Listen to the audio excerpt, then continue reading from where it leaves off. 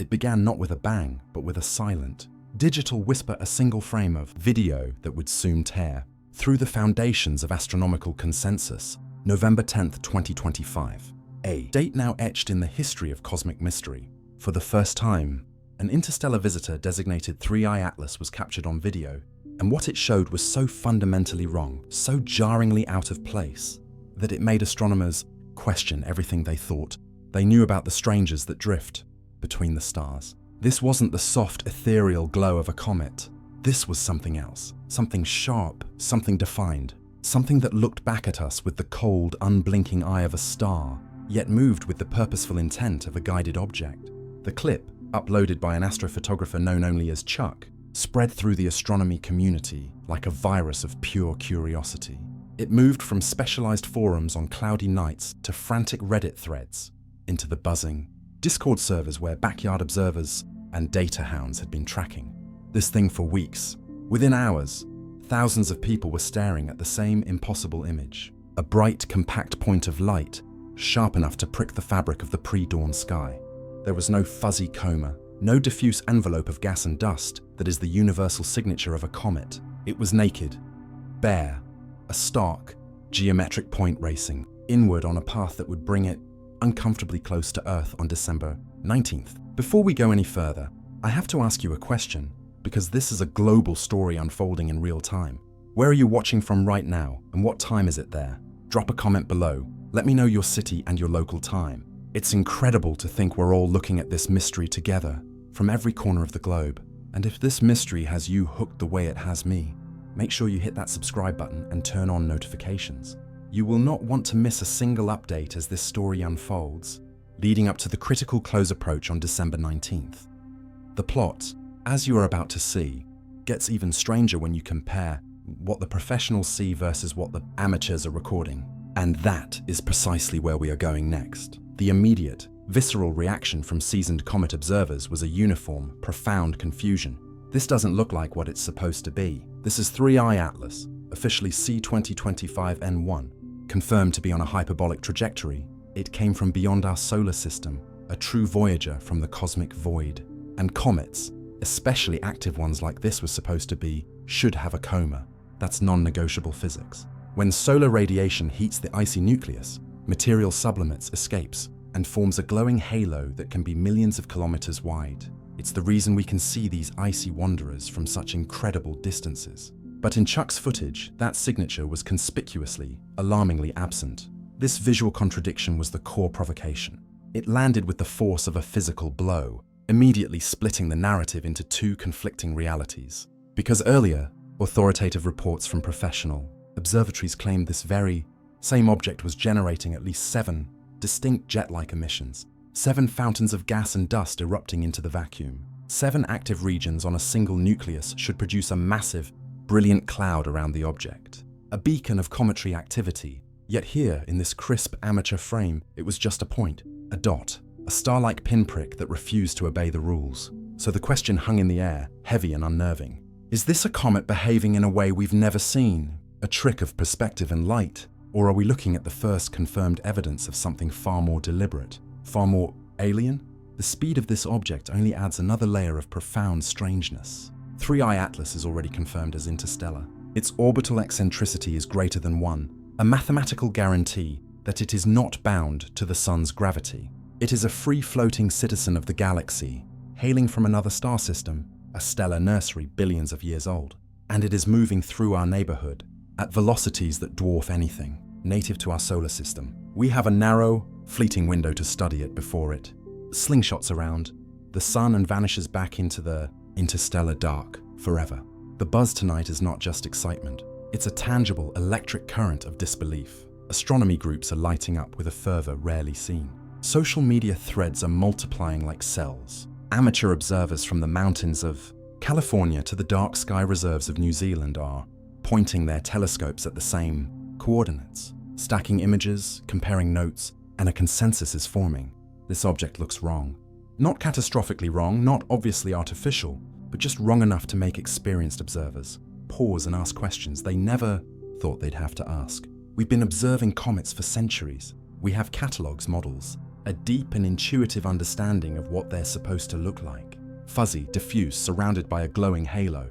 Even the faintest, most distant comets show that characteristic blur when you stack enough frames to pull the signal from the noise. But 3i Atlas, in multiple amateur captures from across the globe, keeps showing up as a compact, almost geometric point. And that simple, stark visual is raising eyebrows and heart rates in equal measure. What you are about to experience over the next 2 hours is a comprehensive, real-time breakdown of this unfolding mystery. We will dissect the data, compare what the multi-billion-dollar telescopes show versus what the amateurs are capturing in their backyards. We will dive headfirst into the high-stakes drama around missing data, specifically the high-resolution images taken from Mars orbit over 40 days ago that NASA has yet to release, images that a prominent Harvard physicist is now publicly demanding. We will map the precise orbital context, showing you exactly where this object will be on December 19th, and why that date represents our best and possibly last chance to get definitive answers before this visitor from another star disappears forever. And we will lay out the competing hypotheses, the intellectual battlefield where scientists, enthusiasts, and skeptics are fighting a quiet war over what this thing actually is. Because as of right now, the window is closing. 3i Atlas is already past its perihelion, the closest point in its orbit to the Sun. It is beginning its outbound journey, and every day that passes takes it farther away, dimmer, harder to resolve. The geometry we have right now, the angle at which Earth-based telescopes can observe it, is as good as it's ever going to get. If there is something anomalous about this object, something that deviates from natural cometary behavior in a fundamental way, we need to catch it now in December, before it fades back into the interstellar medium and becomes just another cryptic entry in the catalogue of objects that passed us by. This is not hype. This is not clickbait speculation dressed up as science. This is a documented, repeatable anomaly in the observational record, confirmed by multiple independent sources, and it demands a rigorous, unflinching explanation. Either we are missing something obvious and profound about how comets behave under certain extreme conditions, or we are looking, for the first time, at something that actively challenges our most basic assumptions about what is possible and what might be out there. To understand the depth of the mystery, you must first put yourself in the shoes of the amateur astronomers. These are not passive spectators. They are a global network of dedicated observers, equipped with technology that would have been the envy of professional observatories just a few decades ago. Their world is one of precision mounts, cooled CCD cameras, and sophisticated software that can tease faint signals out of the background glow of our modern, light-polluted world. And on the morning of November 10th, it was one of them, Chuck, operating from a location somewhere in the United States, who became the catalyst for a revolution in understanding. The clip that erupted across the internet was deceptively simple, a time-lapse of the pre-dawn sky, the stars tracing their gentle arcs. And among them, one point of light moved with a determined, linear purpose. It was when the image was frozen, when the stacking was done to enhance clarity, that the anomaly became undeniable. The object, 3i Atlas, was a perfect star-like point. There was no ambiguity, no faint fuzziness that could be enhanced with more processing. It was a sharp, defined dot, like a single pixel of intense light, had been placed against the backdrop of the cosmos and set in motion. The immediate reaction in the forums was a symphony of disbelief. Veteran observers with decades of experience, people who had seen hundreds of comets from the spectacular to the mundane, were unanimous in their confusion. "That's not a comet," one wrote. "Where's the coma?" asked another. The comments sections filled with technical jargon, questions about exposure times, filters, and processing techniques, as the community desperately tried to find a flaw in the data, an error that could explain away the impossible. But no such error could be found. Chuck's data was clean. His equipment was well calibrated. His processing was by the book, and the result was an object that defied classification. This stark, point-like appearance is the central pillar of the mystery because it contradicts not just professional reports, but the very physics of what a comet is. A comet is a dirty snowball. As it approaches the sun, the ice turns to gas, carrying dust with it. This creates the coma, a vast, tenuous atmosphere that can be larger than planets. The nucleus itself is usually tiny, a few kilometers across, and impossible to resolve as a disk from Earth. What we see is the glowing coma. For 3i Atlas to appear as a point source means one of two things. Either the coma is completely absent, or it is so incredibly faint and compact that it is collapsing into the same point of light as the nucleus in amateur imaging systems. Both possibilities are deeply troubling. The absence of a coma would mean the object isn't outgassing significantly, which directly contradicts the professional reports of 7 jets. If it isn't outgassing, what is propelling those jets? And if the coma is there but impossibly faint, then why? Why would an object with 7 active jets, an object that is clearly venting massive amounts of gas and dust, have such a weak, undetectable coma? It's like seeing the exhaust, plumes of a rocket engine but not seeing any smoke or flame, a physical paradox. The consistency across the amateur community is what turns a curious anomaly into a solid, reproducible fact. It wasn't just Chuck. In the hours and days that followed, similar images poured in from across the globe, from an observer in the high deserts of Chile using a 14-inch telescope under pristine skies, from a team in the Australian outback stacking hundreds of frames to eliminate noise, from a lone watcher in the Scottish Highlands, battling clouds but still capturing that same unblinking point of light. Different continents, different equipment, different sky conditions, all yielding the same result: a compact, star-like object with no visible coma. This pattern eliminated the possibility of a local artifact or a single observer's error. The anomaly was real, and it was global. This created a schism in perception, a rift between what was being seen by the thousands of eyes pointing telescopes from Earth and what was being reported by the official, professional sources. The amateurs, with their smaller telescopes but vast numbers and continuous coverage, were seeing one reality. The professionals, with their limited but powerful time on massive instruments, were reporting another. This discrepancy is the engine driving the entire controversy. It forces us to ask not just, what is this object, but a more fundamental question: whose data do we trust, and why are they so different? The answer to that question leads us down a rabbit hole of technical specifications, processing algorithms, and into the unsettling possibility that the truth is something neither side is fully prepared to see. To find that answer, we must now turn our gaze from the backyards to the mountaintops, to the pristine domes of the world's great observatories, and see what they were seeing on that very same night.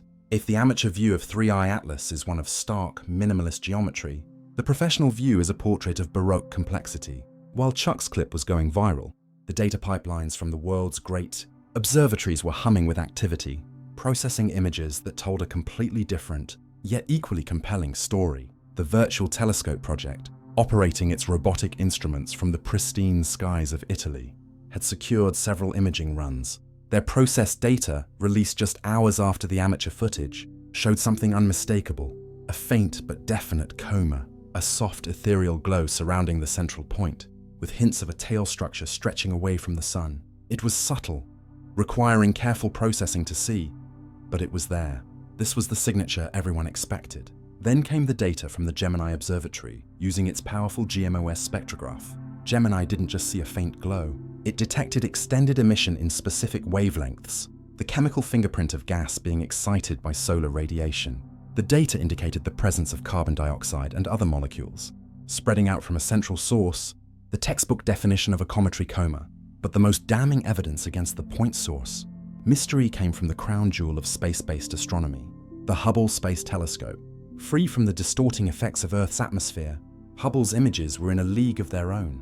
They showed with crystal clarity structural features around 3i Atlas. There were jets, multiple, faint streams of material erupting from the nucleus. There was a diffuse envelope, a coma that, while not brilliantly bright, was unequivocally present and structured. NASA's own public statements, based on this wealth of data, were clear and unambiguous. They confirmed a faint coma and tail for 3i Atlas, the official scientific record, backed by the most powerful and reliable instruments humanity has ever built, stated plainly. This is a comet. It is outgassing.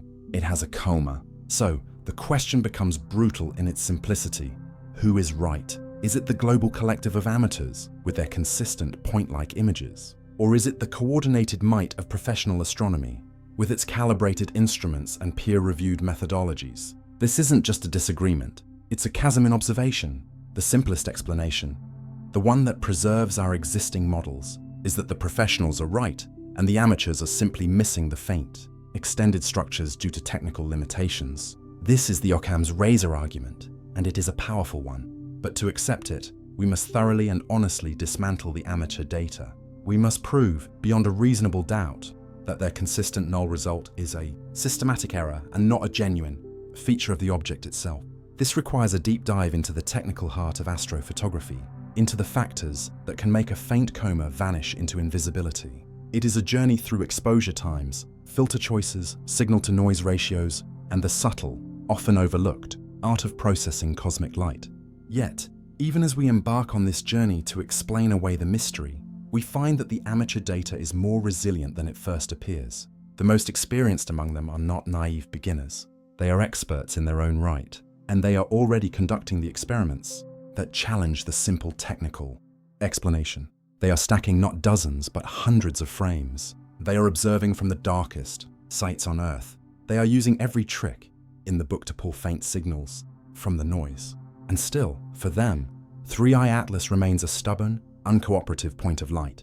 This persistence is the grain of sand around which the pearl of mystery forms. It suggests that the difference between the two datasets is not just a matter of sensitivity, but perhaps something more fundamental about the object itself, something that only reveals itself under certain specific conditions of observation. The professional images are real, the amateur images are real. The contradiction between them is also real, and somewhere, hidden in the space between these two conflicting truths, lies the secret of 3i Atlas. To bridge the chasm between the amateur and professional views, we must become forensic analysts of light itself. The difference between seeing a point and seeing a fuzzy envelope isn't magic. It's a function of physics, engineering, and software. Let's dissect the possibilities, starting with the most likely technical culprits. The first and most significant factor is exposure time. Imagine trying to photograph a faint, translucent cloud at twilight. A quick snapshot might only capture the brightest stars behind it, but a long, patient exposure will gradually accumulate the cloud's faint light until it materializes in your image. Professional telescopes are the masters of patience. They can integrate light for hundreds of seconds at a time, and then stack multiple of these long exposures together. This process is phenomenally effective at pulling incredibly faint, extended structures out of the background noise of the cosmos. Amateurs, however, often work with much shorter exposures, typically 30 to 60 seconds. The reason is practical. Longer exposures require more precise tracking to avoid star trailing, and they risk overexposing and saturating the bright nucleus. So, if the coma of 3i Atlas is exceptionally faint, it could easily fall below the detection threshold of a short exposure. The nucleus remains bright and registers as a point, while the vast, tenuous cloud around it simply doesn't accumulate enough photons to be seen. It's an invisibility born of haste. The second major factor is filters. Light is not a monolith. It's a spectrum of colors, and each chemical element emits or reflects light at specific wavelengths. Professional observatories frequently use narrowband filters that act like superpowered sunglasses, blocking out all light except for a very specific color, emitted by a specific molecule, like ionized carbon dioxide. This technique can highlight a jet of gas that would be completely washed out in a full-color image. Amateurs, however, mostly use broader filters, RGB for color or a simple luminance filter that capture a wide swath of the visible spectrum.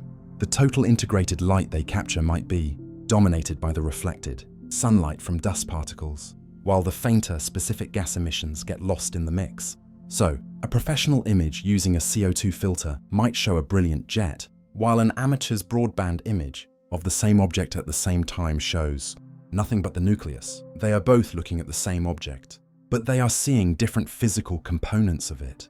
The third piece of the puzzle is the telescope itself. Aperture matters a lot. A professional telescope with an 8-meter mirror gathers thousands of times more light than a typical amateur's 25-centimeter telescope.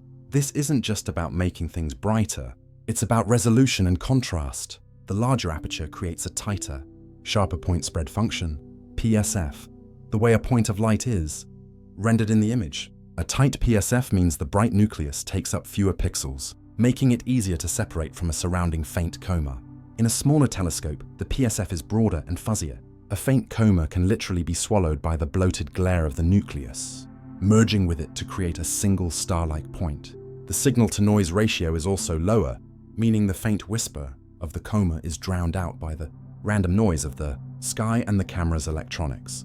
Then there is the wild card of viewing geometry. A comet's tail is not always a majestic streamer stretching across the sky. Its appearance is a trick of perspective. If we on Earth are looking directly down the barrel of the tail, it will appear dramatically foreshortened, compressed into a small, bright region around the nucleus. Conversely, if the tail is pointing directly at us, we might not see it at all. It's the difference between looking at a pencil from the side, where it appears long, and looking at it from the end, where it appears as a tiny circle. The geometry between Earth, the Sun, and 3i Atlas changes daily. It is entirely possible that during the window of the amateur observations, the viewing angle was such that the coma and tail were presented in the most unfavorable way possible, making them undetectable to smaller instruments. So the official, conservative explanation is a confluence of these factors. The professionals, with their long exposures, specialized filters, giant apertures, and favorable scheduling, detected a faint but real coma.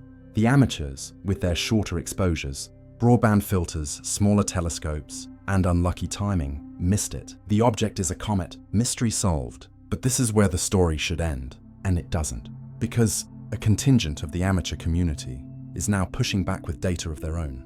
They are conducting controlled experiments. They are mimicking professional techniques as closely as their equipment allows. They are publishing their full metadata, exposure times, filter sets, stacking methods, sky conditions, and inviting scrutiny. And the result remains. When they process their data to optimally reveal faint structures, they find nothing. No coma, no tail, just that persistent, unnerving point. This isn't a case of some people seeing it and others not. It's a case of a whole community using a variety of methods, consistently not seeing something that the models say should be there. This consistency is the anomaly that refuses to be explained away. It suggests that the coma's visibility is not a simple linear function of exposure time or aperture. It hints that the coma of 3i Atlas might have unique properties. Perhaps it is incredibly compact, or its light is concentrated in wavelengths that amateur filters are poor at detecting, or its structure is so uniform that it doesn't create the contrast needed for detection. The discrepancy, therefore, is no longer just a technical curiosity. It has become a scientific object in its own right. The fact that 3i Atlas can appear so different under different observational regimes is itself a clue. It means this object is not behaving like a normal comet. A normal comet's coma might be brighter or fainter, but its basic structure and detectability follow predictable rules. 3i Atlas seems to be playing by a different set of rules. And to understand why, we need a different kind of data. We need a view from a completely new angle. We need the data that's been held back. The images taken from the ultimate vantage point, Mars orbit. In every great scientific mystery, there is often a single figure who embodies the spirit of disruptive inquiry, who is willing to voice the questions others only whisper. In the story of 3i Atlas, that figure is Professor Avi Loeb, former chair of the Astronomy department at Harvard. Loeb is not a man who does subtle. He has built a formidable career not just on answering questions, but on questioning answers. And when he looked at the conflicting data and the lingering mysteries of 3i Atlas, he asked a very simple, very public, and very uncomfortable question. Where are the HiRISE images? And why hasn't NASA released them? The High-Resolution Imaging Science Experiment, HiRISE, camera aboard the Mars Reconnaissance Orbiter, is one of the most powerful telescopic cameras ever sent to another planet. From its vantage point orbiting Mars, it can resolve features on the Martian surface down to the size of a dinner table. But it can also be turned skyward. And on October 2nd and 3rd, as 3i Atlas passed within roughly 30 million kilometers of Mars, that's precisely what NASA did. They pointed HiRISE at the interstellar visitor. At that distance, HiRISE wouldn't see a dinner table, but it would see details that are utterly impossible from Earth. It could resolve the nucleus itself, not as a point, but as a shape. It could map the precise origins of the jets on the surface. It could see surface features, asymmetries, and potential fragmentation. This was the dataset that could cut through the ambiguity, that could show us the true face of this visitor. But as of November 12th, over 40 days after the images were taken, that data had not been released. And Avi Loeb was not happy. He took to Medium, a public blogging platform, and issued a direct challenge. As the government shutdown ends, he wrote, "Can NASA please release the 40-day-old HiRISE images of 3i Atlas?" The implication was clear, and it resonated through the community. Bureaucracy and politics should not be allowed to stifle scientific discovery, especially for a transient object of profound importance. Data belongs to the public. Release the images, To understand why Loeb is making such a public stand, you have to understand his history. He is the scientist who, in 2018, co-authored a paper suggesting that our first interstellar visitor, Oumuamua, might not be a natural rock, its unusual elongated shape, its lack of a visible coma, and its peculiar non-gravitational acceleration led him to propose a radical hypothesis. Oumuamua could be a piece of alien technology, a light sail from another civilization. The astronomical establishment recoiled. They proposed a multitude of natural explanations: outgassing of hydrogen ice, tidal disruption, unusual dust properties. The debate was fierce and often personal. Loeb was accused of sensationalism, but he stood his ground, arguing that scientists have a duty to follow the data, even if it leads to uncomfortable possibilities, and that the reflexive dismissal of the extraterrestrial hypothesis is unscientific. Now, with 3I Atlas, he sees eerie echoes, an object that looks like a point source to many, complex jets, unusual chemistry, and now a delay in the release of critical data. His radar, finely tuned by the Oumuamua controversy, is pinging loudly. He is not claiming 3I Atlas is an alien spacecraft. He is, however, insisting that its anomalous behavior warrants the highest level of scrutiny and the fastest possible release of all available data. His public push is not just about these specific images. It's about a philosophy of science. He believes that when faced with an outlier, an object that doesn't fit the mold, the scientific community should prioritize transparency and rapid investigation. The standard practice of allowing a proprietary period for the science team that requested the observation, often 6 months to a year, is, in his view, an unacceptable bottleneck for an object that will be gone forever in a matter of weeks. Every day of delay is a day of lost opportunity, a day that allows speculation to fester, and a day that brings us closer to the moment when 3I Atlas fades beyond our reach. Loeb's frustration is a catalyst. It transforms the mystery from a technical debate among specialists into a public issue about how science is done in the 21st century. It raises the stakes. The question is no longer just, what is 3I Atlas, but who gets to know and when? This tension between the slow, careful, and exclusive process of traditional science and the fast, open, and democratic demands of the public is the new battlefield in the story of this interstellar visitor.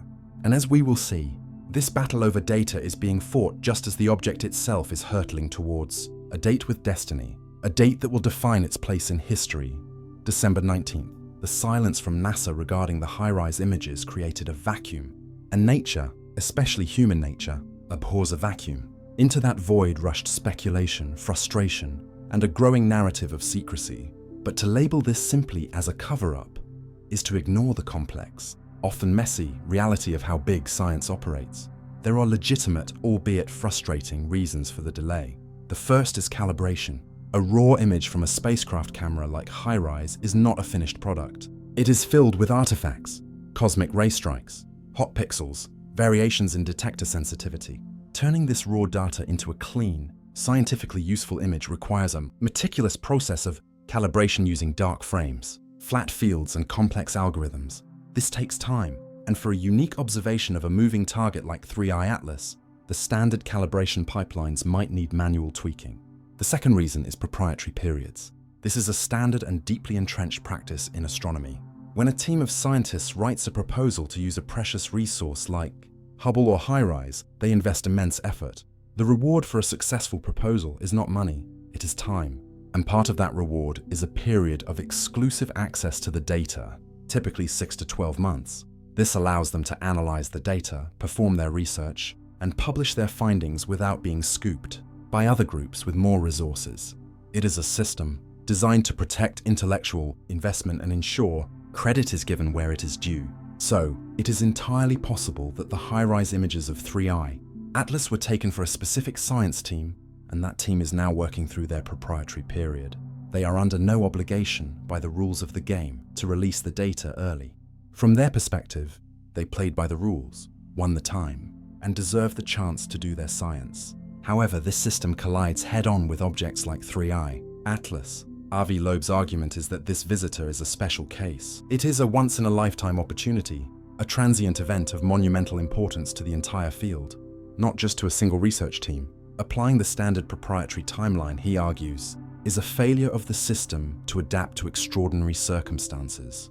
By the time the data is released, the object will be faint and distant, and the chance for rapid, global follow-up observation will be lost. The recent government shutdown that Loeb referenced adds another layer of bureaucratic friction. When the government shuts down, NASA's civilian workforce is furloughed, data pipelines stall, communications slow, administrative processes grind to a halt. It is plausible that the HiRISE data is simply stuck in an administrative backlog, a victim of political dysfunction rather than any deliberate concealment. But perception is reality. When the public sees a prominent scientist demanding transparency and sees a government agency remaining silent, a narrative forms. The narrative is one of gatekeeping, of an old guard controlling the flow of information. In the age of social media, this narrative gains power exponentially.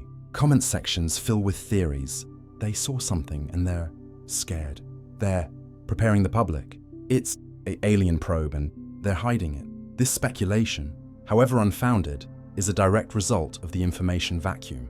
The delay, regardless of its cause, is actively harming public trust and fueling the very sensationalism that scientists often decry. This tension is not new, but it is amplified to an unprecedented degree by the global, real-time nature of the 3i Atlas story. Amateurs are posting data daily. Forums are dissecting every new pixel. The scientific process, which is inherently slow and methodical, is being lapped by the frenetic pace of public discourse. The scientists who have the data are under immense, unspoken pressure. If they release preliminary findings and they are wrong, their careers could be damaged.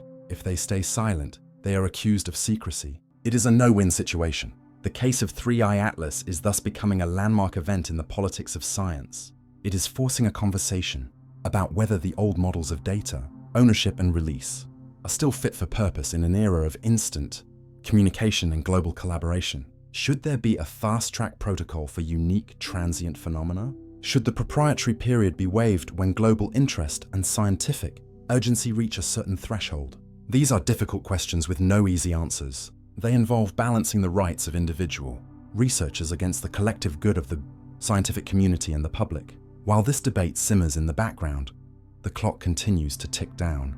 The object at the center of the storm is not waiting for us to resolve our bureaucratic dilemmas. It is following the immutable laws of orbital mechanics, hurtling towards a point in space and time that will give us our clearest view yet. The pressure is building from all sides, and the release of the HiRISE data now carries a weight far beyond its scientific content. It has become a symbol of transparency itself. And as we wait, we must turn our attention to the one thing we can predict with absolute certainty: the path of 3i Atlas through the inner solar system, and the date that everything hinges on, December 19th. In the swirling chaos of conflicting data and political drama, the orbit of 3i Atlas is a bedrock of certainty. Its path is its biography, a permanent record of its journey, and this biography immediately marks it as an extraordinary entity. The key number is its orbital eccentricity, a value greater than 1. For any object orbiting the Sun, an eccentricity of exactly 1 is a parabola, the minimum energy needed to escape. Below 1, the orbit is a closed ellipse, a prisoner of the Sun's gravity. Above 1, it is a hyperbola, an open road. The object is a visitor, not a native. It entered our solar system from the interstellar void, and it will leave, never to return. 3i Atlas has an eccentricity of 1.2, a definitive stamp on its passport. Interstellar. We know its vital statistics. It reached its perihelion, its closest approach to the Sun, on October 29, 2025, passing at a distance of about 1.4 astronomical units, just outside Earth's orbit. This was the moment of maximum solar heating, the trigger for the intense outgassing and jet activity recorded by the professional observatories. But perihelion is in the past. The date that now dominates every conversation, every observation schedule, every hopeful gaze turned skyward, is December 19th. On that day, 3i Atlas will make its closest approach to Earth. It will not be a near miss in any apocalyptic sense. At a distance of roughly 188 AU, or about 270 million kilometers, it is farther from us than Mars is at its closest. It will not be visible to the naked eye. But for observational astronomy, this is the sweet spot. This is the moment when the geometry aligns to give us our best possible view. Why does this date matter so much? It's a confluence of critical factors. First, and most simply, proximity. The closer an object is, the brighter it appears, and the more photons rain down upon our telescopes. This higher signal-to-noise ratio is the lifeblood of detailed analysis. It allows for shorter exposure times to capture the same level of detail, meaning we can create faster time lapses to study changes in real time. It allows smaller telescopes to see what was previously only visible to giants. Second, and just as important, is the viewing geometry. By mid-December, from the perspective of the northern hemisphere, 3i Atlas will be emerging high in the pre-dawn sky. It will be well away from the sun's glare, observable for hours in a dark, stable sky. It will be high above the horizon, minimizing the distorting effects of Earth's atmosphere. This is the observational equivalent of a perfect cloudless day for stargazing. The elongation, the angular separation from the sun, will be at its most favorable. This is our shot. This is the narrow window of opportunity. After December 19th, the conditions begin to degrade rapidly. The object starts receding, its brightness fading according to the cruel inverse square law. Every day it becomes dimmer. By January, it will be at the limit for most serious amateur equipment. By February, it will require dedicated time on large professional telescopes, time that is fiercely competitive and unlikely to be granted for an object that is, by then, just another fading curiosity. The scientific community knows this. Observing proposals have been submitted and approved for every major telescope facility on and off the planet for the days surrounding December 19th. The Hubble Space Telescope has it on the schedule. The James Webb Space Telescope may attempt spectroscopic observations. A global network of ground-based optical and radio telescopes will be locked onto its coordinates. The amateurs will be out in force, their data contributing to a continuous global monitoring campaign. The goal is to create a multi-wavelength, time-resolved portrait of 3i Atlas at the peak of its accessibility. We will be looking for anything and everything. We will monitor its brightness for sudden outbursts or dips that could indicate fragmentation or rotation. We will take high-resolution spectra to dissect its chemical composition with unparalleled precision. We will use adaptive optics on the largest ground-based telescopes to try and resolve the nucleus itself to see if it is a single body or a swarm of fragments. We will track the jets, measuring their velocities and directions, looking for patterns that betray the object's rotation, period, and internal structure. The non-gravitational acceleration will be measured with exquisite accuracy, telling us if the thrust from the jets perfectly accounts for its motion, or if there is an unexplained residue, an anomalous push or pull. December 19th is not just a date on a calendar. It is a temporal bullseye. It is the moment when our observational capabilities and the object's orbital dynamics converge to create a unique opportunity for discovery. What we learn or fail to learn in that window will define the legacy of 3i Atlas. It will either resolve the mystery, revealing it to be a bizarre but natural comet, or it will deepen it, potentially providing the first hard evidence that we are not alone in the universe. The pressure is immense, the stakes are cosmic, and the clock is ticking down relentlessly. With the date locked in and the telescopes being prepared, we must now prepare our minds. We must map the intellectual landscape of possibilities. What could 3i Atlas actually be? Science advances not by proving ideas true, but by proving alternatives false. To make sense of 3i Atlas, the scientific and enthusiast communities have coalesced around four broad, competing hypotheses. These are the frameworks through which all new data will be filtered and interpreted. Each has its champions, its lines of evidence, and its critical tests. Our journey to December 19th is, in essence, a process of elimination, a grand experiment to see which of these frameworks survives contact with reality. Hypothesis 1. The unusual natural comet. This is the default, conservative position, favored by the majority of the astronomical establishment. It argues that 3i Atlas is exactly what it appears to be, a comet from another star system. Its weirdness, the high CO2 ratio, the complex jets, the faint coma, are all explainable within the bounds of known physics, just at the extreme edges of the distribution. The compact appearance in amateur images is a perfect storm of unfortunate viewing, geometry, and technical limitations. The object formed in a protoplanetary disk around another star, one that was colder and richer in carbon than our own. It was ejected by gravitational interactions, spent millions or billions of years drifting through interstellar space, and is now making a brief, spectacular passage through our neighborhood. It is a statistical outlier but not an impossibility, supporting evidence. Professional images showing a coma and jets, non-gravitational acceleration consistent with measured outgassing, spectroscopic detection of common cometary molecules like CO2 and water, falsifying evidence, detection of industrial materials or impossible molecules, jets that fire in patterns inconsistent with rotation, a perfectly geometric shape, acceleration that cannot be explained by outgassing. Hypothesis 2. The fragile rubble pile. This is a refinement of the natural comet hypothesis. It posits that 3I Atlas is not a single solid nucleus, but a loose aggregation of smaller rocks and ices, a rubble pile held together by meager gravity. This would explain the high level of activity and the multiple jets. Each could be originating from a different fragment within the cloud. It would also make the object prone to sudden fragmentation, which could explain changes in brightness and jet configuration. The faint coma could be a result of the dust being coarser and less reflective, or the gas being released in brief localized bursts. Supporting evidence. Direct observation of fragmentation, rapid, chaotic changes in the light curve or jet pattern, a very large coma for the object's size, indicating disintegrating material. Falsifying evidence. A stable, unchanging appearance over weeks, a light curve that suggests a single, solid body in steady rotation, jets that remain fixed in position and intensity. Hypothesis 3. The technological or engineered object. This is the Avi Loeb hypothesis, the most controversial and sensational of the four. It proposes that 3I Atlas is not a natural object at all, but a piece of technology. It could be a functioning probe, a derelict spacecraft, or a piece of debris from an extraterrestrial civilization. The lack of a prominent coma fits because there is no sublimating ice. The object is made of metal, ceramic, or some other engineered material. The jets are not natural outgassing, but controlled exhaust from propulsion systems or vents. The high CO2 could be a propellant, not a primordial ice. The compact, geometric appearance is exactly what you'd expect from a manufactured object. Supporting evidence. Detection of refined metals or alloys not found in nature. A highly symmetrical, non-irregular shape. Jets that pulse with a precise artificial rhythm. Radio emissions with a structured, non-random signal. Non-gravitational acceleration that is too strong, too precise, or in the wrong direction to be caused by sublimation.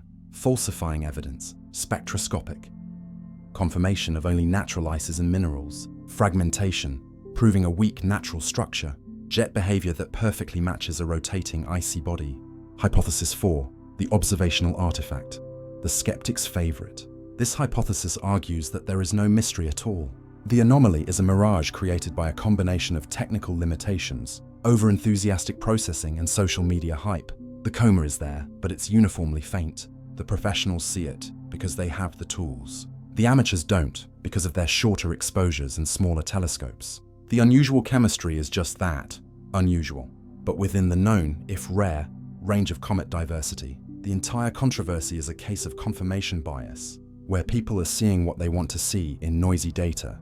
Supporting evidence. New, high-quality amateur observations that finally reveal the faint coma, proving it was always there. Professional models that successfully reproduce all of 3I. Atlas's features using standard comet physics. The release of the HiRISE images showing a completely natural irregular nucleus. Falsifying evidence. Consistent reports from well-equipped amateurs, using optimal techniques, confirming the absence of a coma. Professional data, that itself contains anomalies that can't be explained by artifacts. These four hypotheses form the intellectual battlefield. Every new observation, every data release is a salvo in this quiet war. The measurements we take on December 19th will be the ultimate arbiter.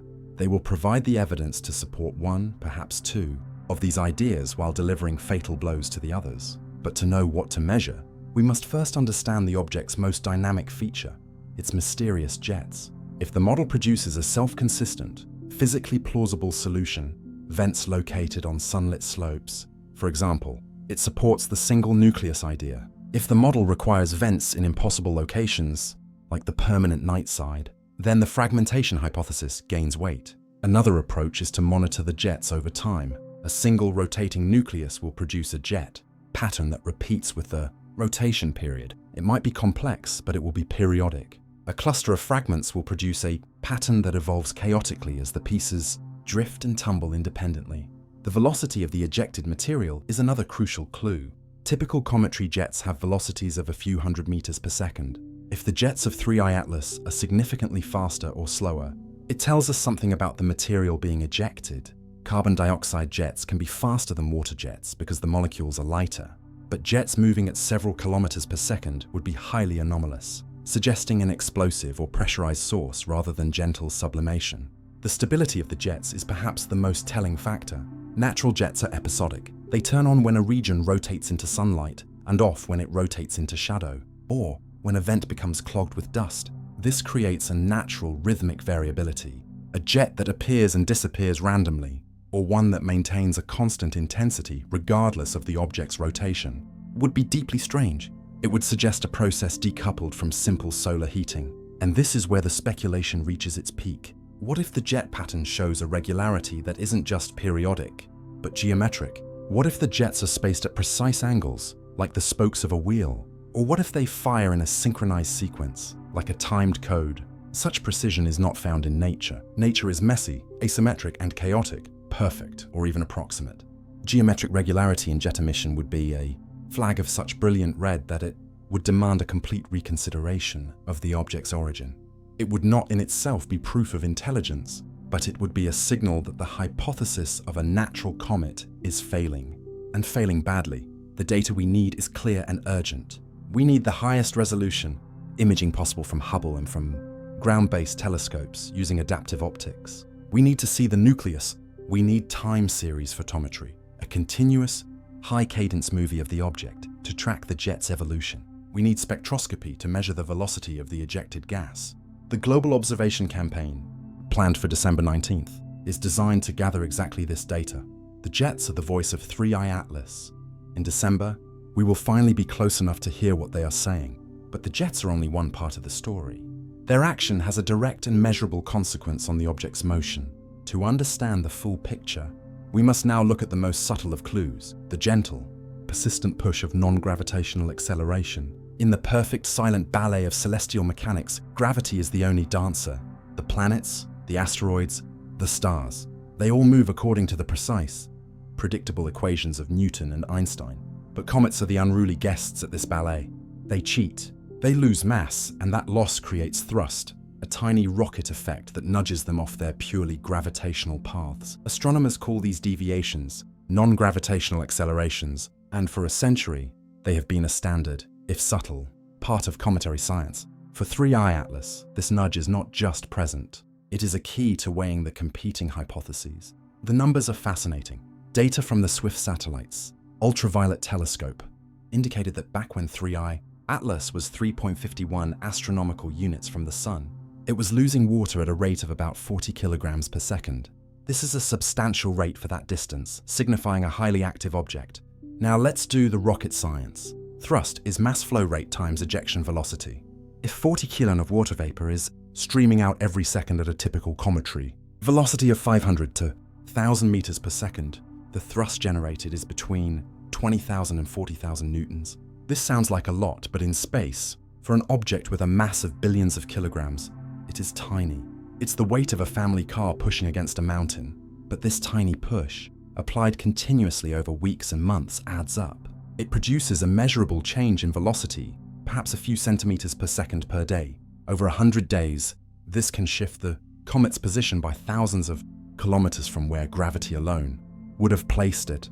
This deviation is detectable by precisely tracking the object's position against the background stars.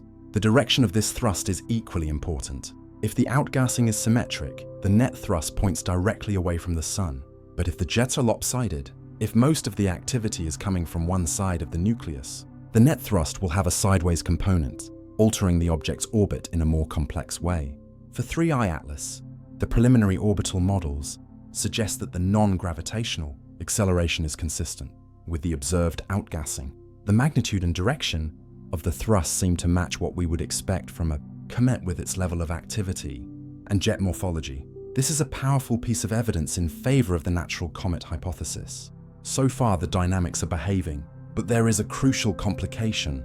If a picture is worth 1,000 words, a spectrum is worth 1,000 pictures. Spectroscopy is the process of taking light and stretching it out into its constituent colors, creating a barcode of the universe. Every element, every molecule, leaves its unique signature in this barcode, a bright or dark line at a specific wavelength. By reading this barcode, we can determine the composition, temperature, density, and even the velocity of the most distant objects in the cosmos. For 3i Atlas, its spectral barcode is one of the most compelling pieces of the puzzle, revealing a chemistry that is both familiar and profoundly alien. The headline finding comes from the James Webb Space Telescope. Using its powerful NIR-SPEC instrument, JWST measured the near-infrared spectrum of 3I, Atlas's coma, and found a carbon dioxide to water mixing ratio of approximately 8.0, plus or minus 1.0. To put this in context, comets from our own solar system typically have CO2H2O ratios between 0.01 and 0.5. A ratio of 8 is not just high, it's off the charts. It means that for every molecule of water vapor escaping from this object, there are 8 molecules of carbon dioxide. This object is not a watery snowball, it is a dry ice bomb. Why does this matter? Composition is a fossil record of formation conditions. Comets form in the protoplanetary disks around young stars, where the temperature and pressure determine what ices can condense onto dust grains. In our solar system, water ice is king because it condenses at a relatively warm temperature. Farther out, carbon monoxide and carbon dioxide ice can form. A CO2-dominated comet like 3I, Atlas suggests it formed in a very different nursery than our own, perhaps a much colder one where water remained a gas, and only carbon dioxide could freeze out, or perhaps in a disk with a much higher abundance of carbon relative to oxygen. There is a compelling natural explanation for this extreme ratio: cosmic ray processing. A recent study explored what happens to interstellar comets as they drift for millions or billions of years through the galaxy, bombarded by high-energy galactic cosmic rays. These rays can smash into the icy nucleus, breaking apart molecules and driving chemical reactions. One of these reactions can convert carbon monoxide, a common cometary ice, into carbon dioxide. Over eons, this process could gradually transform a normal, water-rich comet into a carbon dioxide-dominated relic. This explanation is elegant and natural. It means 3I Atlas doesn't need to be artificial to have weird chemistry. It just needs to be very, very old. It is a cosmic fossil, its chemistry altered by the relentless radiation of deep space. Then there is the polarimetry data. A separate study measured how light reflected from 3I Atlas is polarized, the direction in which its light waves oscillate. Different surfaces polarize light in characteristic ways.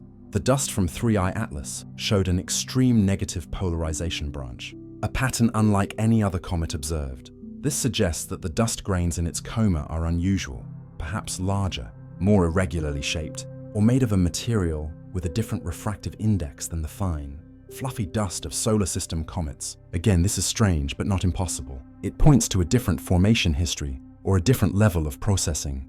Now, let's address the more sensational claims that have swirled around this object. The green color is real, but it is the most mundane of the anomalies.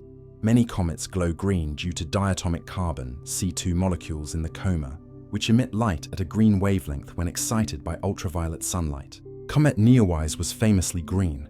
This is a sign of carbon, which we already know is abundant from the high CO2 levels. It is not evidence of anything exotic.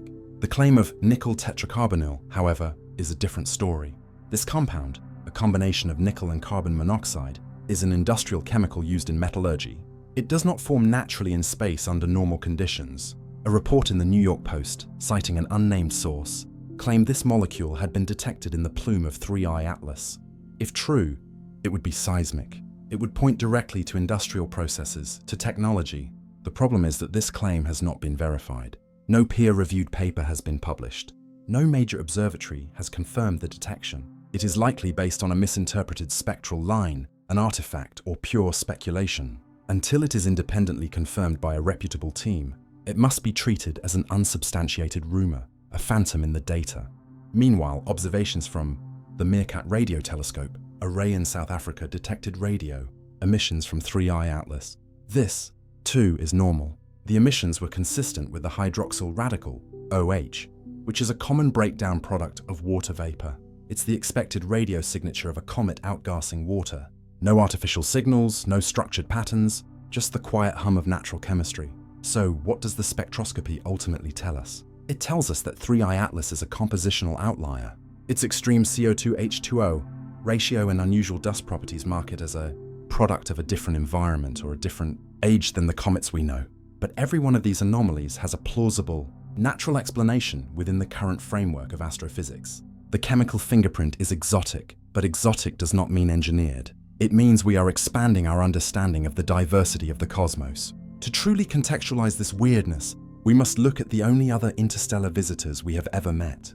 We must place 3I Atlas in its proper lineage, between the profound mystery of Oumuamua and the comforting familiarity of Borisov.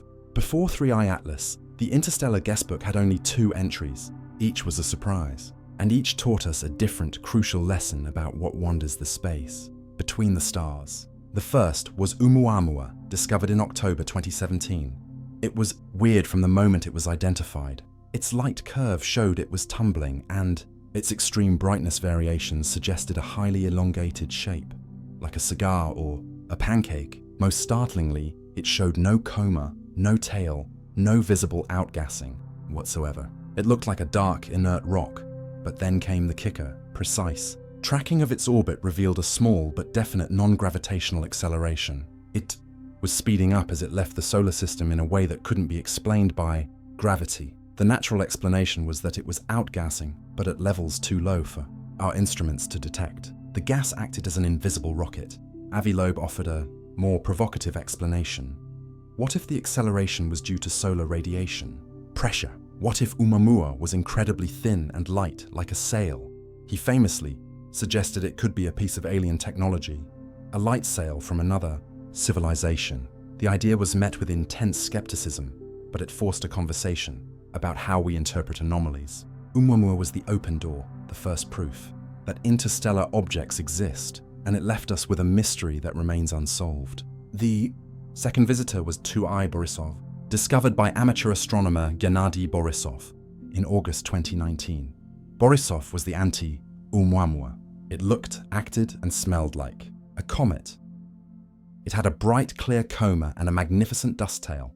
Its spectroscopy showed familiar cometary molecules: water, carbon monoxide, cyanogen. Its non-gravitational acceleration perfectly matched its measured outgassing. Borisov was reassuring. It told us that interstellar space is filled with comets much like our own. But even Borisov had its quirks. Its core was shedding pebbles and dust at a prodigious rate, and it eventually fragmented as it rounded the sun. It was normal, but it was also fragile and hyperactive. It was the familiar guest with a few unexpected habits. Now we have 3I Atlas.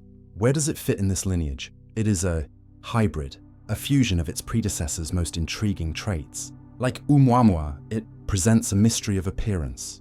The point-like source in amateur images echoes Oumuamua's complete lack of a visible coma. Like Borisov, it is undeniably active, with clear jets and outgassing detected by professional instruments. It has the anomalous chemistry of an outsider, like both of them, but its specific signature, the extreme CO2 ratio, is unique. If Oumuamua was the enigmatic rock and Borisov was the familiar comet, then 3I Atlas is the ambiguous in-between. It is the chimera. It refuses to be easily categorized. It has 1 foot in the known world of cometry, physics, and 1 foot in the unknown realm of the truly anomalous. This comparative history is crucial because it demonstrates a vital lesson. Interstellar objects are not a monolith. The galaxy produces a diversity of travelers: rocky asteroids, icy comets, and perhaps things we haven't even imagined yet. We have a sample size of 3, and already the range is staggering. The story of these visitors is also a story of our own evolving capabilities. Oumuamua was discovered as it was already leaving, a postcard glimpsed as it flew out of the mailbox. We had little time to react. Borisov was found earlier, giving us months of quality observation time. 3I Atlas was detected even farther out, allowing for an unprecedented level of preparation. The global campaign of observation, scheduled for December 19th, is a direct result of the lessons learned from its predecessors. We are getting better at this. We are learning to be ready for the next visitor. The speculation about 3I Atlas's origin is a fascinating exercise in cosmic genealogy. Could it have formed around a red dwarf star, where the protoplanetary disk is cooler? Was it ejected from a binary star system in a violent gravitational dance? Has it been drifting for so long that it is a pristine relic from the early galaxy? We can run the orbital calculations backward, but the gravitational influences of countless stars over millions of years make pinpointing its origin star practically impossible. The object itself is the only record of its past, and we are only just learning to read its language. The lineage of Oumuamua and Borisov provides the essential context for the drama of 3I Atlas. It tells us that mystery is part of the package. It tells us that the universe is more creative than we are And it tells us that the arrival of 3I Atlas is not an isolated event, but part of a new era of interstellar exploration, an era where the cosmos is no longer a distant panorama, but a neighborhood we are just beginning to meet. And the way we meet our neighbors, the tools we use, and the conversations we have is being transformed, not just by new telescopes, but by a revolution in how information is shared and interpreted. The story of 3I Atlas is not unfolding in the quiet halls of academia or the pages of slow-moving journals. It is exploding across the digital landscape in real time, a global conversation that is reshaping the very process of scientific discovery. This new information ecosystem is a double-edged sword, a powerful engine for collaboration that is also a frenetic amplifier of noise. In the old model, an astronomer would observe an object, painstakingly analyze the data, write a paper, submit it for peer review, and months or years later, the findings would be published. It was a slow, careful process designed to ensure quality and accuracy. Social media has shattered that timeline. Chuck's astrophotography clip went from his camera to a global audience in hours. Before any professional could issue a statement, thousands of people had already seen the alien comet, analyzed it, and drawn their own conclusions. The amateurs, with their global network and continuous coverage, became the first responders, the frontline observers of this cosmic event. This democratization of astronomy is a beautiful thing. It means that discovery is no longer the sole province of a small elite with access to giant telescopes. A dedicated person in their backyard can contribute meaningful data to a global effort.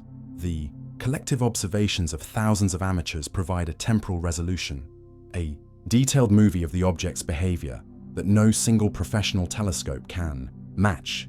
They catch sudden outbursts, subtle dimmings, and changes that happen on timescales of hours. But this power comes with a price. Amateurs, for all their skill, often lack the rigorous training in data analysis and error recognition that professional scientists undergo. They can be fooled by processing artifacts, atmospheric distortions, or instrumental glitches. They can see patterns in the noise that aren't real, or miss subtle signals that are. And when their data appears to contradict the official narrative, the temptation to jump to sensational conclusions is overwhelming. The compact appearance of 3I Atlas became, in this ecosystem, not a technical curiosity but proof of an artificial object. Social media algorithms, designed to maximize engagement, pour gasoline on this fire. A cautious, nuanced post from a scientist explaining the likely technical reasons for the point-like appearance gets a handful of likes. A bold tweet declaring NASA hiding alien probe goes viral. The incentive structure is perverse.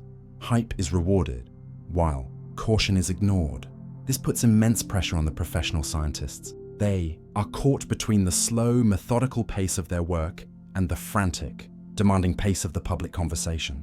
They feel compelled to respond before their analysis is complete, to offer preliminary statements that are then ripped out of context. The silence around the HiRISE data is a case study in this tension. From NASA's perspective, they are following standard procedure. From the public's perspective, fueled by Loeb's demands, it is a scandalous cover-up. The truth is likely a boring mix of calibration, proprietary rights, and bureaucratic inertia. But in the new information ecosystem, boring doesn't cut it. The vacuum will be filled, and it will be filled with the most exciting story available, regardless of its truth. This ecosystem has also changed the nature of collaboration. Forums and Discord servers have become real-time peer review platforms. Amateurs and professionals mingle, sharing data and ideas. A processing technique developed by an amateur in Germany can be tested by a team in Japan within hours. This rapid, open collaboration is accelerating the science in ways that were once unimaginable. But it also blurs the line between vetted fact and raw speculation. The checklist for evaluating any claim about 3I Atlas has never been more important. When you see an image or a claim, you must ask, what telescope was used? What was the exposure time? How many frames were stacked? What were the sky conditions? Without this metadata, an image is just a picture, not data. And most of the viral clips lack this crucial context. The story of 3I Atlas is therefore a landmark in the history of science. It is showing us the future, a future of distributed, real-time, global scientific investigation. It is messy, chaotic, and often frustrating for the experts. But it is also incredibly powerful, inclusive, and exciting. It is bringing the mystery of the cosmos directly to the people, and in doing so, it is creating a new generation of scientists and enthusiasts. As we approach the climax of this story on December 19th, this global network will be watching together. The professionals on their mountaintops, the amateurs in their backyards, and the global public on their screens, all united by a single burning question. And while we watch, the universe itself continues to throw surprises into the mix, reminding us that we are not passive observers, but participants in a dynamic and often disruptive cosmic environment. Just as the global observation campaign for 3I Atlas was intensifying, the universe delivered a potent reminder of our own vulnerability. On November 11th and 12th, 2025, the Sun unleashed the most powerful solar flare of the year, an X5.1 class eruption. On the logarithmic scale used to measure solar flares, an X denotes the most intense category, and the number indicates its strength. An X5 flare is 5 times more powerful than the threshold for an X-class event. This was not a record breaker, not a Carrington-level event that could threaten modern civilization, but it was a significant outburst of raw stellar power. The flare originated from a complex sunspot group, a tangled knot of magnetic fields on the Sun's surface that suddenly snapped, releasing a torrent of energy across the electromagnetic spectrum. The flash of X-rays and extreme ultraviolet radiation reached Earth in just over 8 minutes, ionizing the upper atmosphere and causing radio blackouts across the sunlit side of the planet. Hours later, a coronal mass ejection, CME, a billion-ton cloud of magnetized plasma, followed, slamming into Earth's magnetosphere and triggering a strong geomagnetic storm. The results were beautiful and disruptive. Auroras, normally confined to polar regions, danced in the skies as far south as Colorado and Italy. But for astronomers, the flare was a nuisance and a potential data disaster. Space weather is a critical, often overlooked, variable in observational astronomy. The impact on radio astronomy was immediate and severe. Solar flares generate intense radio noise across a wide range of frequencies. For a sensitive instrument like the Meerkat Array in South Africa, which had been monitoring the hydroxyl radio emissions from 3I Atlas, the flare would have drowned out the faint cosmic signal in a cacophony of solar static. Any observations scheduled during or immediately after the flare would be corrupted, the data potentially useless. For optical telescopes, the effects were more subtle but still significant. The auroral activity itself can contaminate photometric measurements, adding a variable greenish glow to the sky that can be mistaken for an astronomical source. More importantly, the charged particles from the CME can increase the background noise in CCD detectors, reducing the sensitivity for detecting faint, extended structures like the coma of 3I Atlas. The timing of this solar event was exquisitely bad. It occurred right in the middle of a crucial period of observation for 3I Atlas, as it was still relatively close and bright. If the object had experienced a sudden jet outburst or a fragmentation event during those 48 hours of solar fury, there is a very real chance that our best instruments would have missed it. Their data, streams scrambled by our own star's tantrum. This event frames a critical truth about our quest to understand the cosmos. We are not detached observers. We are embedded within a dynamic, often violent solar system. Our view of the distant universe is filtered through the turbulent layers of our own atmosphere and the unpredictable outbursts of our sun. Every observation we make is a battle against noise, both terrestrial and cosmic. The solar flare of 2025 is a metaphor for the entire 3I Atlas investigation. Just as we try to focus on a faint, enigmatic point of light from another star, our own local environment creates interference. It introduces uncertainty. It reminds us that our grasp on reality is tenuous, mediated by technology that is vulnerable to forces beyond our control.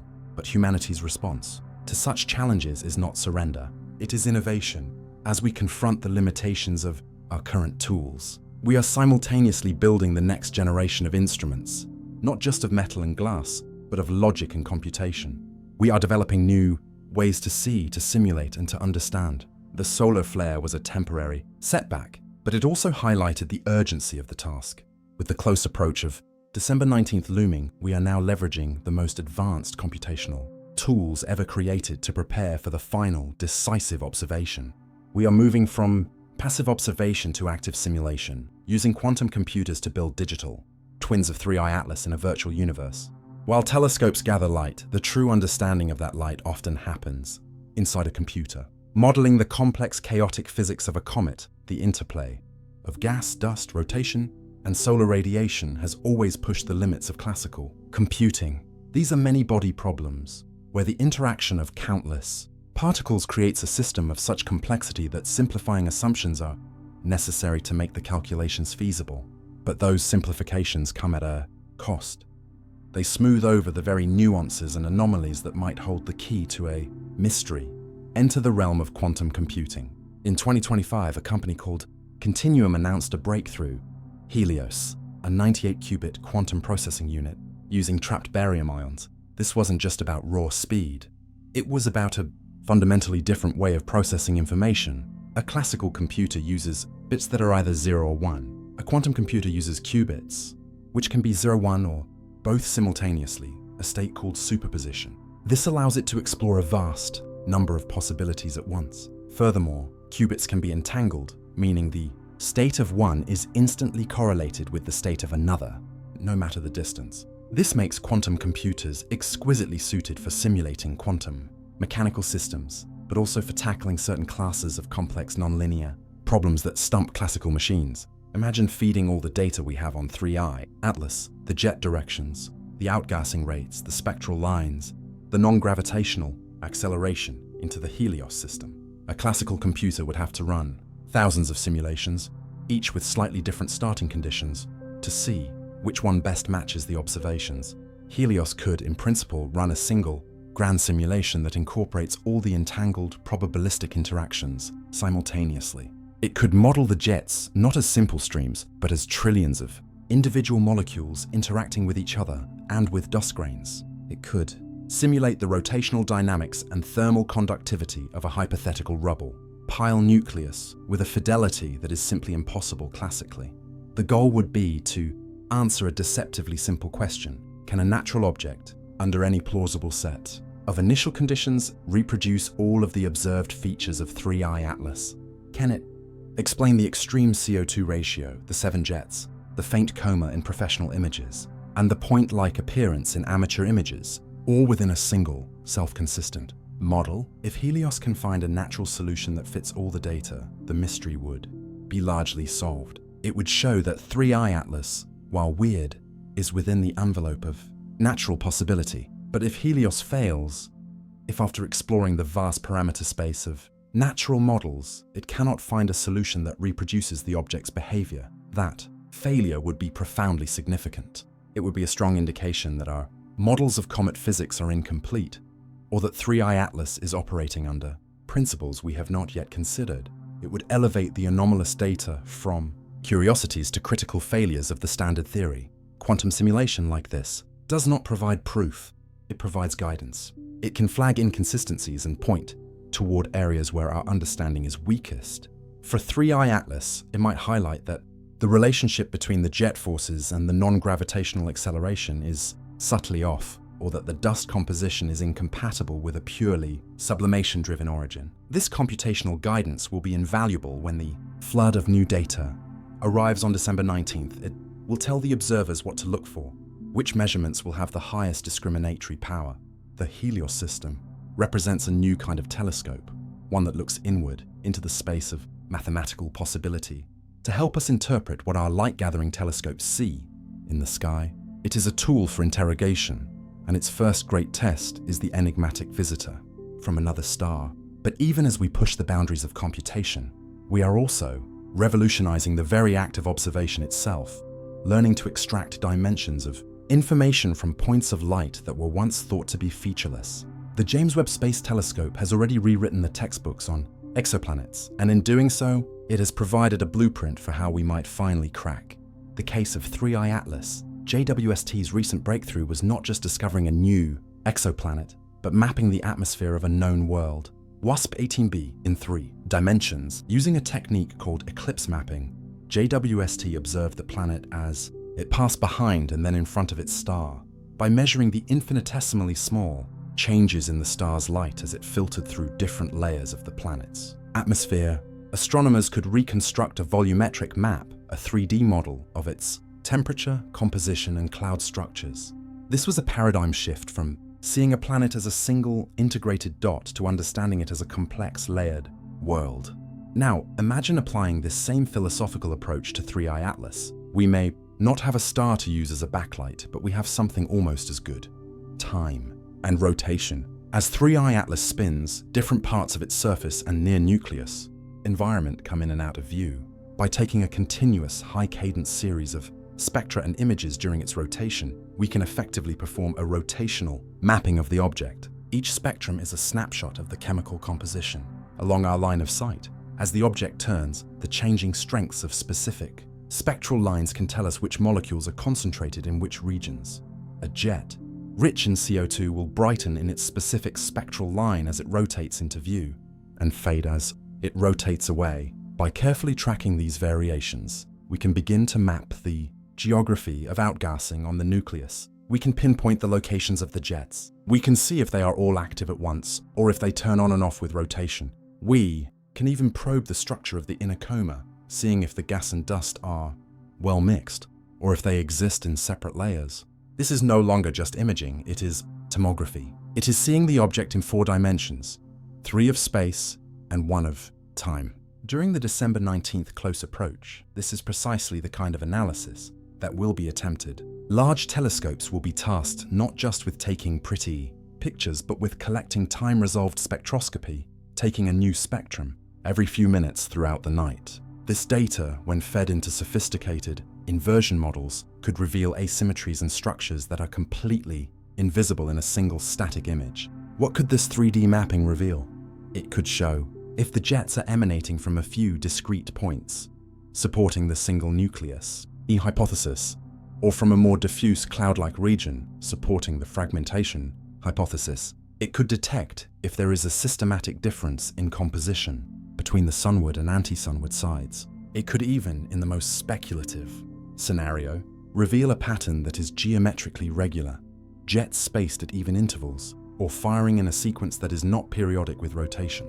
Such a finding would be the most compelling evidence yet that something truly extraordinary is happening. This new observational paradigm, inspired by JWST's exoplanet work, turns 3i Atlas from a 2D picture into a 3D object that we can explore virtually. It gives us a chance to see its hidden topography, to walk, in a data sense, across its surface and understand its active geology. It is the ultimate tool for characterizing an object that has so far defied simple characterization. And when this rich multidimensional data is collected, we will have yet another powerful tool to make sense of it: artificial intelligence, capable of finding patterns that would escape the human eye. The final piece of the modern analytical toolkit is artificial intelligence. But we are not talking about a simple pattern recognition algorithm. Frameworks like Fi2E represent a new frontier, AI that can ingest messy real-world data and infer the underlying physical laws that govern it. Traditional scientific modeling is hypothesis-driven. A scientist looks at data, formulates a mathematical model based on known physics, e.g. Newton's law of gravitation and gas dynamics, and then tests how well that model fits the data. AI-driven discovery is different. It is data-driven. You feed the AI a vast and heterogeneous dataset, the light curves from amateurs, the jet images from Hubble, the spectra from JWST, the acceleration vectors from orbital tracking, and you ask the AI a simple question: what equations best describe this system? The AI, using machine learning, explores a universe of possible mathematical relationships. It tests linear models, nonlinear models, differential equations, and looks for the one that most accurately predicts the behavior of the system it sees. It does this without human prejudice. It doesn't care if the answer is elegant or fits our preconceived notions of Comet physics. It simply searches for the mathematical truth within the noise. For 3i Atlas, the power of this approach is immense. The object's behavior is a complex tapestry woven from multiple threads. The rotation affects the jets affect the acceleration, the composition affects the jet velocity. A human brain struggles to see all these couplings at once. An AI like Fi2E can. It could, for example, identify a subtle coupling between a specific spectral feature and a tiny kink in the non-gravitational acceleration, a coupling that a human might dismiss as random noise. It might find that the object's brightness varies not just with its rotation, but with a second, longer period that suggests a precession or wobble, like a spinning top. It might detect that the onset of a jet outburst is best predicted not by the object's rotation phase, but by its heliocentric distance, suggesting a depth-dependent heating process. Most importantly, the AI can serve as an anomaly detector. It can be trained on data from hundreds of solar system comets to learn the language of natural cometary behavior. Then, when you feed it the data for 3i Atlas, it can flag any deviations.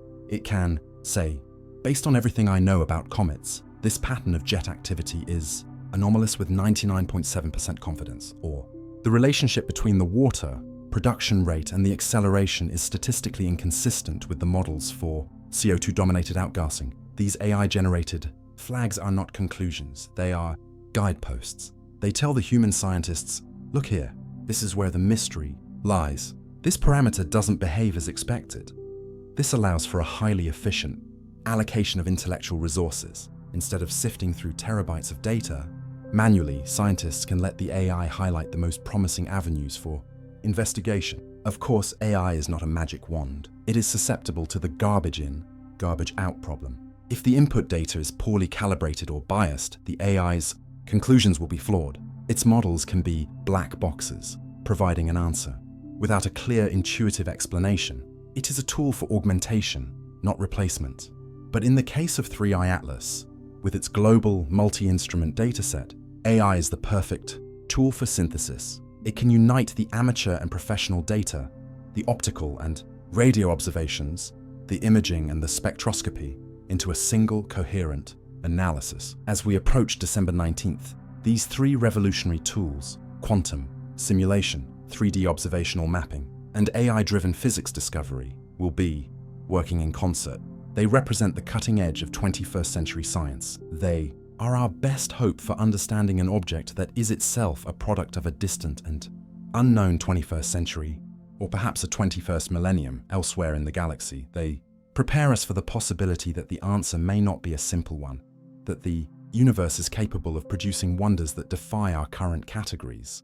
Just as we are grappling with the mystery of 3i Atlas, the cosmos provides a timely reminder that nature's creativity knows few bounds. The recent discovery of an object, designated CHAR 1107-7626, has sent ripples through the field of planetary science. CHAR 1107-7626 is a planetary mass object, meaning it formed like a planet, but it is not orbiting a star. It is a rogue, a free-floating world, and it recently did something extraordinary. It exhibited a massive accretion burst, a sudden flare in brightness, typically associated with young stars greedily pulling material from a surrounding disk.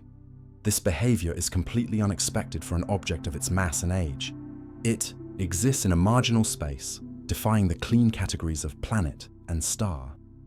It is an outlier, an exception that challenges the rules. The parallel to 3i Atlas is striking. Both are small, marginal objects exhibiting extreme and unexpected behavior. CHAR 1107-7626 shows that even within our own cosmic backyard, there are phenomena we do not fully understand, processes that can make a planet momentarily act like a star.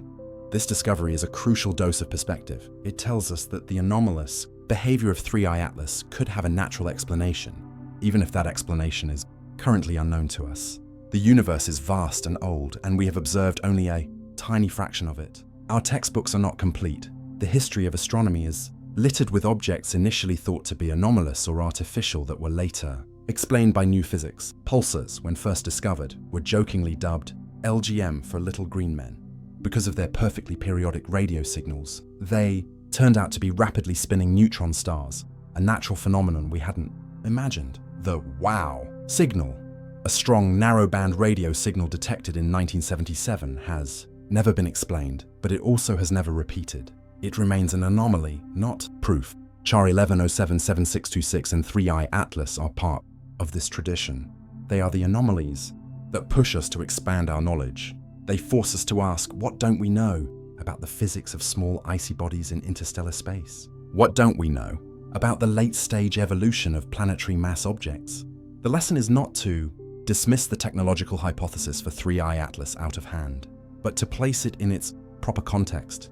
It is one possibility among many, and it must compete not only with known physics, but with the as-yet unknown physics that objects like CHAR 1107-7626 represent. The universe is perfectly capable of producing surprises without the need for intelligence. As we enter the final days before the close approach of 3I Atlas, this perspective is essential. It allows us to maintain both rigor and wonder. We can pursue the most exotic possibilities with the full force of our technological and intellectual might, while remaining open to the fact that the answer may be a new chapter in natural science, rather than the final chapter in the search for other life. The discovery of Char 11077626 is a warning against premature closure, a reminder that the cosmos reserves the right to astonish us in ways we cannot predict. With this humbling and exciting thought in mind, the global community now makes its final preparations. The stage is set for the main event. The final week has arrived. Across the globe, a coordinated, silent mobilization is underway. It is a campaign of observation, a siege of curiosity aimed at a single point in the sky. In control rooms from Chile to Hawaii, technicians are running final checks on the massive mirrors of the VLT and Keck telescopes. Their adaptive optics systems are being fine-tuned, ready to correct for the blurring of the atmosphere in real time to deliver the sharpest possible images of the visitor. In space, the Hubble Space Telescope has its schedule locked in. It will perform a continuous monitoring run, taking a series of high-resolution images over several hours to create a time-lapse that will reveal the rotation of the nucleus and the dynamics of the jets in unprecedented detail. The James Webb Space Telescope, though not ideal for tracking a fast-moving solar system object, may attempt a crucial spectroscopic observation, hoping to get a clean, final reading on the object's chemical composition without the interference of Earth's atmosphere. On the ground, the amateur network is buzzing with planned coordination.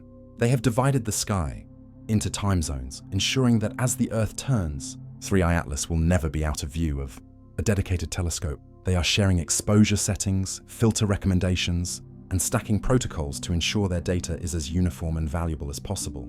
Their goal is to create a continuous 24-hour light curve, monitoring for any sudden changes in brightness that the professional telescopes, with their limited time, might miss. Radio telescopes like Meerkat and the Very Large Array are programmed to listen, not for alien messages, but for the natural radio whisper of hydroxyl molecules, providing an independent measure of the water outgassing rate that can be cross-referenced with the optical data.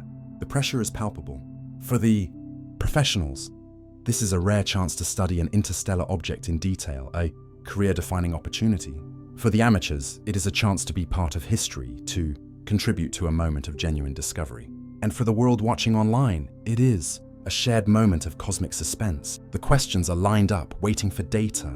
To answer them, will high-resolution imaging finally reveal a splintered, fragmenting nucleus confirming the rubble pile hypothesis? Or will it show a single, coherent, and strangely geometric shape? Will the time-resolved spectroscopy map out a natural, chaotic distribution of jets? Or will it reveal a suspicious symmetry?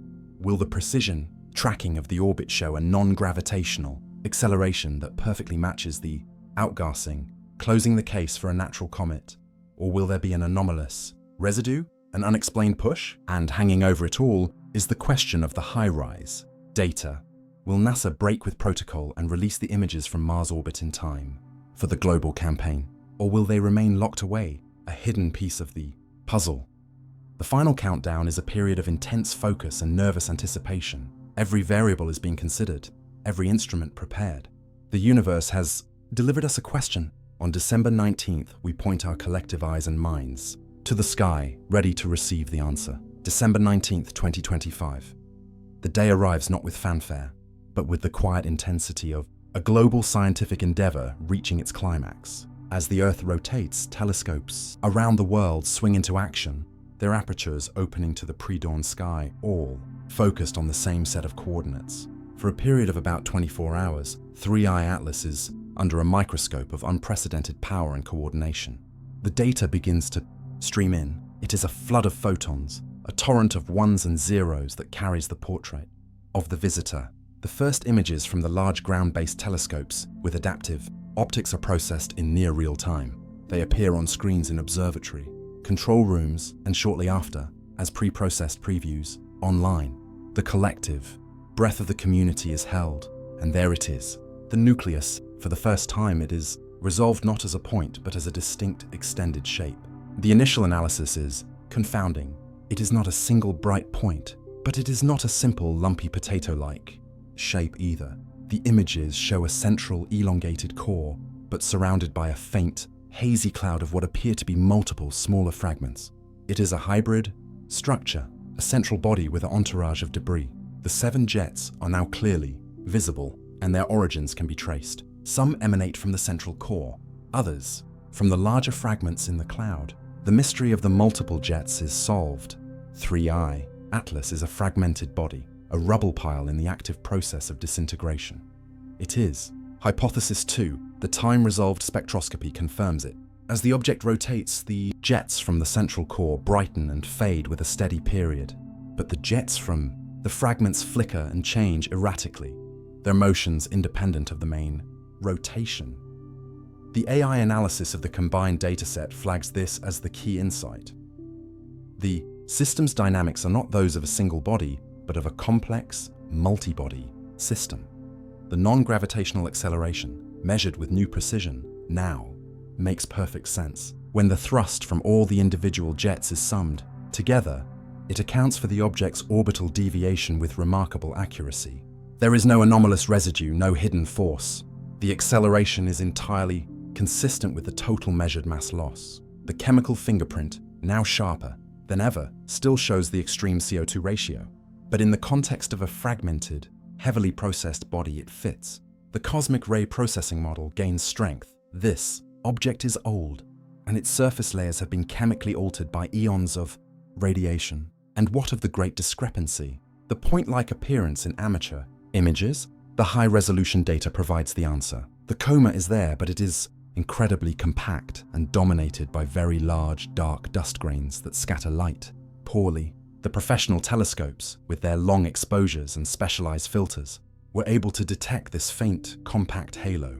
The amateurs, with their shorter exposures and broader filters, were essentially seeing the combined light of the bright nucleus and its surrounding fragments, which together collapsed into a single, star-like point due to the limitations of their resolution. The viewing geometry during the early November observations had compressed the tail and coma into an even, tighter configuration, exacerbating the effect. The anomaly was, in the end, an artifact, not of error, but of an unfortunate confluence of the object's unique physical properties and the limitations of amateur equipment. Hypothesis 4, the observational artifact, is validated, but in a way that reveals a deeper truth about the object's nature. A few days later, NASA finally releases the HiRISE images. They show the same thing, but from a different angle, a fuzzy, elongated smear, resolving into several bright condensations. There is no geometric spacecraft, no alien architecture, just the messy, beautiful, and natural process of a comet coming apart. The reckoning for 3I Atlas is that it is a natural comet, but it is not a boring one.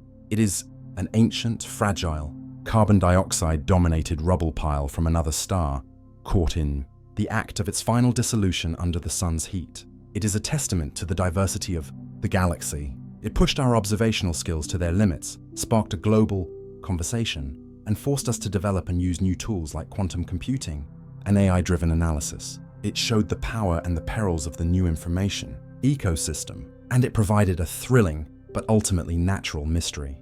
The story of 3I Atlas does not end with the discovery of aliens. It ends with the discovery of our own capacity for wonder and investigation. It ends with a reinforced understanding that the universe is vast, strange, and full of wonders that do not require intelligence to be profound.